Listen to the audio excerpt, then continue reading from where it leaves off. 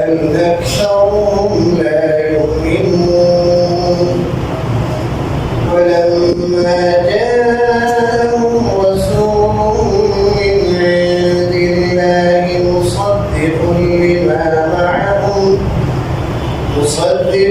لما معهم نبذ فريق من الذين أوتوا الكتاب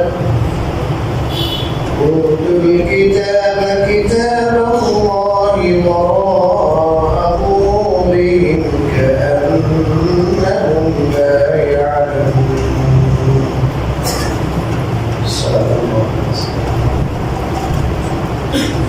সম্মানিত মুসলিমেরা, মহান আল্লাহর দরবারে শুকরিয়া জ্ঞাপন করি যিনি আমাদেরকে আজ এশার নামাজের পর সাপ্তাহিক তাফসীর কোরআনের মজলিসে বসার তৌফিক দান করেছেন। আলহামদুলিল্লাহ। আমি আজ আপনাদের সামনে সূরাতুল বাকারা ৯৯, ১০০ এবং ১০১ নম্বর আয়াত তেলাওয়াত করেছি। এই তিন আয়াতের সম্পর্ক পূর্ববর্তী দুটি আয়াতের সাথে। আগের দুটি আয়াতে ইহুদিদের কিছু কিছু পণ্ডিত হযরত ইব্রাহিম আলাইহিস সালাম তাদের দুশমন তাদের আল্লাহ রাব্বুল আলামিন রাসূলুল্লাহ সাল্লাল্লাহু আলাইহি ওয়াসাল্লামের উপর তাদের সেই দুশমন এর মাধ্যমে ওহী নাযিল করেন কেন? অতএব তারা সেটা মানবে না। তাদের যে সেই উদ্ভট দাবি ছিল, সম্পূর্ণ অযৌক্তিক কথা ছিল, সেটাকে আল্লাহ খণ্ডন করার পরে তাদের একজন ইহুদি ছিল, পণ্ডিত ছিল ইবনে সুরিয়া। ইমাম কুরতুবী রাহিমাহুল্লাহ তার তাফসীর কুরতুবী আহকামুল কুরআন সেটাতে লিখেছেন, এই ইবনে সুরিয়া একটি উক্তি করেছিল যে আপনি কি জানেন কোরআনের মধ্যে সুস্পষ্ট কিছু নিয়ে আসলেন আপনি, যেটাকে আমরা জানি চিনি, আমরা সেটা মানতে পারতাম। সুস্পষ্ট কিছু নিদর্শন যদি আপনি নিয়ে আসতেন যেগুলো আমরা জানি বুঝি, তাহলে আমরা মানতে পারতাম। আপনি যা নিয়ে আসে সেটা তো আমরা বুঝি। আল্লাহ রাব্বুল আলামিন এই উক্তিকে খণ্ডন করে বলেন, ওয়ালাকাদ আনজালনা ইলাইকা আয়াতিন বাইয়িনাত। আমি আপনার উপর অবতীর্ণ করেছি সুস্পষ্ট আয়াত সমূহ। আয়াতটাই নিদর্শন। ওয়া মা ইয়াকফুরু বিহা ইল্লাল ফাসিকুন। আর সেগুলোকে অমান্য করবে, মানবে না কারা? ইল্লাল ফাসিকুন, কেবল যারা ফাসিক। তারা ফাসিক বলা হয় যারা আল্লাহ রাব্বুল আলামিনের হুকুমের উল্টা চলে, হুকুম লঙ্ঘন করে।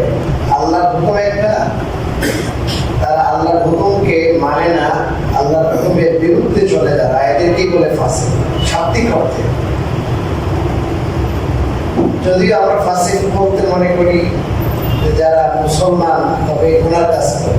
ফাসিকের শাব্দিক অর্থ হলো যারা আল্লাহর হুকুম থেকে বের হয়ে যায়, আল্লাহর হুকুমের অমান্য করে, এরাই হলো ফাসিক। আল্লাহ রাব্বুল আলামিন বলেন, আমি তো সুস্পষ্ট নিদর্শনাবলী আমি কোরআনে আপনার উপর নাযিল করেছি, অতএব সেটা না জানা না চেনার তো কোনো কারণ নেই।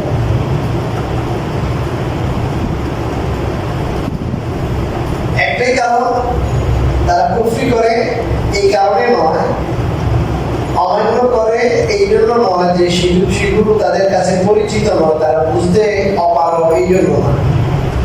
সমস্যা হলো তারা আল্লাহর হুকুম মানবে না, এই জায়গায় সমস্যা। যেমন আজকাল অনেক মানুষ শরীয়তে বিভিন্ন বিষয়ে তাদের অ্যালার্জি আছে, আপত্তি, এটা ওটা, অনেক কথা। আসল বিষয় হলো কি? আসল বিষয় হলো এগুলো মানতে দিল রাজি নেই।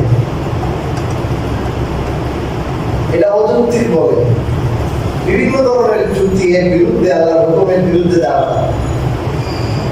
আসল বিষয় হলো এরা বিরুদ্ধে যখন যায় তখন আল্লাহর হুকুমকে মানতে পারে না। আল্লাহ রাব্বুল আলামিন বলেন আল্লাহর আয়াতকে অস্বীকার করবে কেবল ফাসিকরা। ফাসিকের কথা আবারও বলছি, যারা আল্লাহর হুকুমকে এভয়েড করে, আল্লাহর হুকুমকে মানে না, এই অর্থে আল্লাহ রাব্বুল আলামিনের হুকুমের সামনে যারা নতি স্বীকার করে, আত্মসমর্পণ করে, এর কিছু মানে না, যেগুলো তাদের মনে চাইলো মানলো না। ওই যে দুদিন আয়াতে গেল আল্লাহ রাব্বুল আলামিন সুস্পষ্ট বললেন কথাটা যে তোমরা যদি মিকাইলকে পছন্দ করো আর জিবরাইলকে তোমাদের দুশমন ভাবো, তাহলে আল্লাহ বলেন যে আল্লাহ কাফেরদের দুশমন। মানে কাউকে আল্লাহ, দুইজনই আল্লাহর ফেরেশতা, একজনকে মানো আর একজনকে মানো না, হবে না। ইসলাম, ইমান,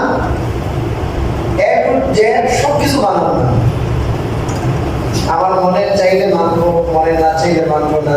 যেটুকু আমার মনের মাফিক হবে, আমার মতের সাথে মিলবে, পরিবেশের সাথে মিলবে, সেটা মানবো। আর যেটা মিলে না সেটা মানবো না, হবে না। আল্লাহ রাব্বুল আলামিন স্পষ্ট বলেছে ইমানের মুজমাল, ইমানের মুফাসসাল আপনারা পড়েছেন, এখানে সুস্পষ্ট আছে একটা জিনিসের পরিমাণ আনতে হবে। এটা তো ওখানে আছে সমস্ত রাসূলের পরিমাণ, মানে এরা সবাই আল্লাহর পক্ষ থেকে প্রেরিত। যারাই রাসূল দুনিয়াতে এসেছেন সবাই আল্লাহর পক্ষ থেকে মেসেঞ্জার ছিলেন, প্রেরিত ছিলেন, একটু মান। আর ওনাদের যে রিসালাত যেটা, সেটা সময়সীমা ছিল, এক্সপায়ার হয়েছে, সেটা মানতে হবে। কিতাবগুলো মানতে হবে, সমস্ত রাসূলের প্রতি ঈমান, কিতাবের প্রতি ঈমান, সমস্ত ফেরেশতাদের প্রতি ঈমান, সেটা হযরত জিবরিলকে মানলেন দুস্থ আর দুশমন, আর কোরআনকে বললেন দুস্থ, সেটা হবে না। যারা আল্লাহ রাব্বুল আলামিনের হুকুম পালন করে, যাকে যে ডিপার্টমেন্টে দিয়েছেন ওরা ওইটাই পালন করছে। তাফসীর কুরতুবীতে লিখেছেন আল্লাহ রাব্বুল আলামিনের দুশমন হওয়ার অর্থ হলো আল্লাহ রাব্বুল আলামিন তাদের যে এই অমান্যতা, এই কুফরি, এটার কারণে আল্লাহ শাস্তি দিবেন। আর জিবরাইল, আল্লাহ এবং ফেরেশতা এবং তার রাসূল জিবরাইল, মিকাইল, এদের সাথে দুশমনের অর্থ হলো তাদেরকে না মানা, তাদের নাফরমানি করা, তাদের মেসেজকে অস্বীকার করা, এটা দুশমনী। আর আল্লাহর দুশমনীর অর্থ হলো তারা যে এই কাজ করলো সে কাজের শাস্তি, উপযুক্ত শাস্তি নিশ্চিত করা, উপযুক্ত শাস্তি দেয়া, সেটা হলো আল্লাহর দুশমনী। তো আল্লাহ রাব্বুল আলামিন পরবর্তী আয়াত যেটা আজকে আমরা তেলাওয়াত করলাম, সেই আয়াতে এই কথাই বলেছেন যে ফাসিকরাই কেবল আল্লাহর আয়াতগুলোকে অস্বীকার করতে পারে। أَوَكُلَّمَا عَاهَدُوا عَهْدًا نَبَذَهُ فَرِيقٌ مِّنْهُمْ। আল্লাহ বলেন আওয়াকুল্লামা আহাদু আহদান, যখনই এই কিতাবীরা, ইহুদিরা কোনো প্রতিশ্রুতি দিয়েছে, নাবাদাহু ফারিকুম মিনহুম, তখন তাদের একটি শ্রেণী, একটি গ্রুপ সেটিকে ছুঁড়ে ফেলেছে। বাল আকসারুহুম লা ইউমিনুন, বরং এদের অধিকাংশই এমন যে তারা ঈমান আনে না, ঈমান রাখে না। এই আয়াতে আল্লাহ রাব্বুল আলামিন বলেন ইহুদিদের একটি ঘৃণ্য কাজ ছিল যে তারা ওয়াদা খেলাপি করত। যখনই কোনো প্রতিশ্রুতি কারোর সাথে দিত, কোনো বিষয়ে ওয়াদাবদ্ধ হতো, তখন তাদের মধ্যে একটি গ্রুপ ছিল, একটি দল ছিল, সেটাকে তারা ছুঁড়ে ফেলত। এই ওয়াদার প্রতি তাদের ভূক্ষেপ ছিল না। ইহুদিদের মধ্যে ব্যাপক এই গাদ্দারি ছিল, একটা সমস্যা ছিল এদের মধ্যে। এদের ওয়াদার কথা মনে আছে, ওয়াদা পূরণের সক্ষম, কিন্তু সব জানা শোনা সক্ষমতার ভিতরে থাকা সত্ত্বেও তারা গাদ্দারি করছে। এটা কোরআনে বহু জায়গায় আল্লাহ বলেছে, ছুড়ে ফেলত। ওটার প্রতি তাদের কোনো কি নেই, ভূক্ষেপ প্রায় যে আমি একজনকে কথা দিয়েছি। আল্লাহ রাব্বুল আলামিন তাদের থেকে কথা নিয়েছেন, ওয়াদা নিয়েছেন, শেষ রসুলকে মানবে, কোরআন মানবে। আল্লাহ রাব্বুল আলামিন বলেন সেগুলো তো পরের কথা। আকসারুহুম লা ইউমিনুন, অধিকাংশ এমন তারা ঈমানই রাখে না, এদের ঈমানই নাই, তাওরাত তারা মানেই না। আজও দেখবেন বিশ্বের মধ্যে বহু খ্রিস্টান আছে, ইহুদি আছে, এরা আপনার জনশুমারি আদমশুমারিতে খ্রিস্টান, কিন্তু সম্পূর্ণ সিকুলার, নাস্তিক, ধর্মের সাথে সম্পর্ক নেই। বেশিরভাগ মানুষ কিন্তু এখন এরকম যে তারা কিতাব মানে, কিতাবের সমস্ত বিধান আছে সেটির প্রতি যত্নশীল, যত্নবান, অনুকূল না। এদের বেশিরভাগই লাই কমিনু, এদের ইমান নেই। ইমানই যখন নাই, ইমান থাকলে না ইমানের একটা শাখা, অনেকগুলো শাখা আছে, অনেকগুলো বিধান আছে। বিধানের একটি বিধান হলো যে ওয়াদা যেটা, সেই ওয়াদার প্রতি যত্নবান হবে, ওয়াদা খেলাফি করবে না। এই বিষয়টাও আমি আগে জমাতেও বলেছিলাম যে মুনাফিকের আলামত যে সহিহ বুখারীর কাছে তিনটা, এই তিনটি যদি কারোর মধ্যে পাওয়া যায় সে খালেস মুনাফিক। সে খালেস কি মুনাফিক, হাদিসে আছে নিরেট মুনাফিক। এক নম্বর, ইদা হাদাসা কাযাবা, কথা বললেই মিথ্যা বলে, অভ্যাস হয়ে গেছে। আমি অনেক মানুষ এমন দেখেছি জরুরত ছাড়াই মিথ্যা কথা বলে। একটা আছে জরুরত, ঠেকার পরে কি বলা, কথা বলে না, ঠেকার পরে মিথ্যা বলে না, যে আসলে মিথ্যা বলতে চাই না কিন্তু ঠেকার পড়ে গেছে। যদিও ঠেকা পর্যন্ত মিথ্যা বলা জায়েজ নাই, 3 জায়গায় মিথ্যা বলা জায়েজ, 3টা সিচুয়েশন আছে। যুদ্ধের ক্ষেত্রে মানুষের মধ্যে আপনার সমস্যা হয়ে গেছে, 2 দল হয়ে গ্রুপ হয়ে গেছে, আপনি সেখানে আপনার মীমাংসার জন্য ওই গ্রুপকে মিলিয়ে দেওয়ার জন্য সুরা বলে এটাকে, এই সুরার জন্য মীমাংসার জন্য যদি কেউ মিথ্যা কথা বলে, এটা জায়েজ আছে না, শুধু উত্তম, অনেক সময় জরুরি। আর একটা হলো স্ত্রীর সাথে আপনার মিথ্যা কথা বলতে পারবে ক্ষেত্র বিশেষে। এটা সক্ষমতা 500-700 টাকার একটা কাপড় নিয়ে আসছে, এখন বই মনে করে যে আরে আমি 1500 টাকার কাপড় বলছে যে এটা 1000 টাকা দাম, তাকে সন্তুষ্ট করার জন্য, যাতে করে পরিবার থেকে, এটা একটা জরুরি। এমনি ঠেকানো শুধু কি না করা, মিথ্যা পরিষ্কার নিরেট মিথ্যা না করা। যে মুনাফিকদের আলামতই হলো ইদা হাদাসা কাযাবা, যখনই কথা বলবে মিথ্যা বলবে। কি অর্থ? আর এই মিথ্যা বলা অভ্যাস, জরুরত ছাড়া, টাকা ছাড়াই মিথ্যা বলে। আর ওইদা ওয়াদা আখলাফা, এটা প্রসঙ্গ তো বললাম, এটা এই আয়াতের ইয়ে না, এটা ওইদা ওয়াদা আখলাফা, যখনই ওয়াদা করে ওয়াদা খেলাফি করে, গাদ্দারি করে, গাদ্দার। সিরাতের কিতাবাদিতে ভরা, রাসূলুল্লাহ সাল্লাল্লাহু আলাইহি ওয়াসাল্লাম কত মদিনায় চুক্তি হয়েছে ওদের সঙ্গে। যখনই এদের মনে চাইছে বা এখনই তাকে একটা সুবল দেওয়া যাবে, ধ্বংস করা যাবে, অন্যের সাথে মিলে রাসূলুল্লাহ সাল্লাল্লাহু আলাইহি ওয়াসাল্লামের সাথে তার গাদ্দারি করেছে।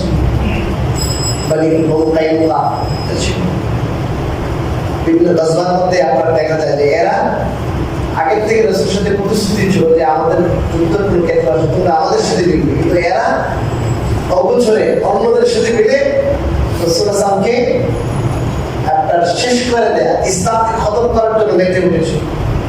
3 নম্বর, ওই তুমি না যখন আমানত রাখা হয় খেয়ানত করো। এই 3টি যদি কারো মাঝে পাওয়া যায়, আমানতের খেয়ানত, ওয়াদা খেলাফি আর মিথ্যা বলা, সে নিরেট মুনাফিক, খালেস মুনাফিক। এরকম মুনাফিকের অভাব নাই দেশে, অভাব নেই। আর কারো মাঝে যদি একটা পাওয়া যায় আর একটা না, তাহলে তার মধ্যে মুনাফিকের একটা অভ্যাস, খাসলত, একটা চরিত্র পাওয়া গেল। নিরেট মুনাফিক নয়, মুনাফিকের একটা চরিত্র পাওয়া গেল তার মাঝে। এই আয়াতগুলো আল্লাহ তাআলা শোনাচ্ছেন, এইগুলো, এই যে বিষয়গুলো ওয়াদা খেলাফি করা, এটা শরীয়ত যদি নাযিল নাও হয়, দিন ধর্ম যদি নাও থাকে, মানুষ তার নিজের আকল, বিবেক, বুদ্ধি দ্বারা বুঝতে পারে যে এটা ভালো জিনিস না, এটা খারাপ জিনিস। এই যে কথা দিয়ে কথা রক্ষা না করা, মানুষ বলে না তুই গাদ্দার, আমি বেইমানি করতে পারবো না, যে কাফের সেই বলে আমি বেইমানি করতে পারবো না। বেইমানি মানে ওই কথা দিয়ে কি না, কথা রক্ষা না করা, 2 নম্বরই করা, গাদ্দারি করা। فلما جاءهم رسول من عند الله مصدق لما معهم আর যখন তাদের কাছে কোনো রাসূল আসলেন আল্লাহর পক্ষ থেকে মুসাদ্দিকুল লিমা মাআহুম এমন রাসূল যিনি সত্যায়নকারী তাদের সাথে যে কিতাব রয়েছে তা তখন নাবাদা ফারিকুম মিনাল্লাযীনা উতুল কিতাব যাদেরকে কিতাব দেওয়া হয়েছে তাদের মধ্য থেকে একটি দল তা ছুঁড়ে ফেলল কিতাব আল্লাহর কিতাবকে ওয়ারা যুহুরিহিম তাদের পিঠের পিছনে কান্নাহুম লা ইয়ালামুন যেন তারা সেটি জানে না এই আয়াতে আল্লাহ রাব্বুল আলামিন বলেন যখন এই ইহুদিদের কাছে আল্লাহর পক্ষ থেকে এমন রাসূল আসলেন যে রাসূল তাদের সাথে যে কিতাব তাওরাত রয়েছে সেই তাওরাতকে সত্যায়ন করেন অর্থাৎ তাওরাতের মধ্যে যে বিষয়গুলো আছে রাসূলুল্লাহ সাল্লাল্লাহু আলাইহি ওয়াসাল্লাম সেই বিষয়গুলো বলেন তাওরাতের মধ্যে আছে সাপোজ আল্লাহ রাসূল আসবেন ওই শেষ সময় শেষ যুগে তার উপর কোরআন নাযিল হবে এরকম অনেক বিষয় রাসূলুল্লাহ সাল্লাল্লাহু আলাইহি ওয়াসাল্লাম আগমন করার পরে তাদের কিতাবে যা আছে সেটার সমর্থন যখন তিনি করলেন তখন তাদের বোঝা উচিত ছিল এবং বুঝেছে এই কথা যে উনি তো উম্মি এরকম উনি তো কারোর থেকে কিছু শিখে নেই তাহলে এমন কিতাব নিয়ে আসলেন যে কিতাবে আমাদের কিতাবে যা আছে সেটি সমর্থন করছে অবশ্যই রাসূল এটা তাদের জন্য একটা বড় দলিল ছিল আমাদের কিতাবে যে বিষয়গুলো আছে বিশেষ করে শেষ নবীর আবির্ভাবের যে বিষয়গুলো আছে এটা সব মিলতেছে না কথা এটা তো মেনে নেওয়ার কথা এবং দুনিয়াতে যে বিষয়গুলো আছে ইসলামের ওদের সাথে একই দুনিয়াতে বিষয় কোনো বৈপরীত্য নাই কিন্তু তারা এটা মানার পরিবর্তে তাদের মধ্য থেকে একটি দল পিঠের পিছনে ছুড়ে ফেলে অর্থাৎ সেটার প্রতি অবজ্ঞা এটার প্রতি কোনো কেয়ারই করবো না ফেলাই দেবে একটা আসলে দেখি বিষয়টা অবজার্ভ করবো একটু দেখি গবেষণা করবো বোঝার চেষ্টা করি হক হইলে মানবো ওরকম না এটা পিঠ করে পিঠের পিছিয়ে ফেলে দিল না এটা মানা যাবে